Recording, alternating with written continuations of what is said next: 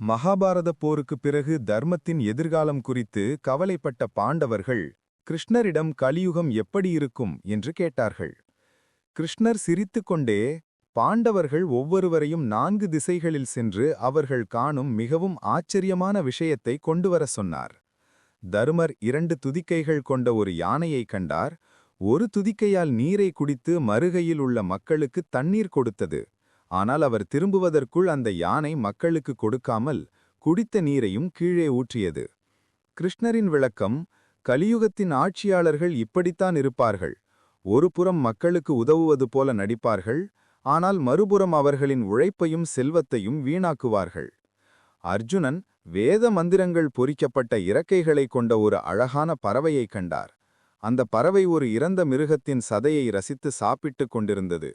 கிருஷ்ணரின் விளக்கம்: இது கலியுகத்தின் புரோகிதர்கள் மற்றும் அறிஞர்களை குறிக்கிறது. அவர்கள் பக்தியுடனும் ஞானத்துடனும் தோற்றமளிப்பார்கள், ஆனால் அவர்கள் பேராசை கொண்டு மக்களை சுரண்டுவார்கள். பீமன் ஒரு பெரிய கிணற்றை கண்டார். அதைச் சுற்றி 4 சிறிய கிணறுகள் இருந்தன. சுற்றியிருந்த 4 கிணறுகளும் நிரம்பி வழிந்தன, ஆனால் நடுவிலிருந்த பெரிய கிணறு வற்றிக் காணப்பட்டது. கிருஷ்ணரின் விளக்கம்: இது கலியுகத்திலுள்ள செல்வந்தர்களை குறிக்கும். அவர்களிடம் செல்வம் பெருகி வழிந்தாலும் அவர்கள் இல்லாதவர்களுக்கு உதவ மாட்டார்கள். அருகிலிருப்பவர்கள் வறுமையில் வாடினாலும் பெரிய செல்வந்தர்கள் தங்கள் செல்வத்தை வீணாக்குவார்களே தவிர உதவி செய்ய மாட்டார்கள். நகுலன் ஒரு பசு தன் கன்றை மிகவும் பாசத்துடன் நக்கிக் கொண்டிருந்ததை கண்டார். ஆனால் அதன் பாசம் எல்லை மீறி கன்றுக்கு காயம் ஏற்படும் வரை நக்கிக் கொண்டிருந்தது. சகாதேவன் ஒரு பெரிய பாறை மலையிலிருந்து உருண்டு வந்ததை கண்டார். பெரிய மரங்களோ அல்லது பாறைகளோ அதை தடுக்க முடியவில்லை, ஆனால் ஒரு சிறிய செடி அதை தடுத்து நிறுத்தியது. கிருஷ்ணரின் விளக்கம்: பசுவின் பாசம். கலியுகத்தில் பெற்றோர்கள் தங்கள் குழந்தைகளின் மீது அளவுக்கு அதிகமாக பாசம் காட்டுவார்கள். அதுவே அந்த குழந்தைகளின் எதிர்காலத்தை கெடுக்கும்.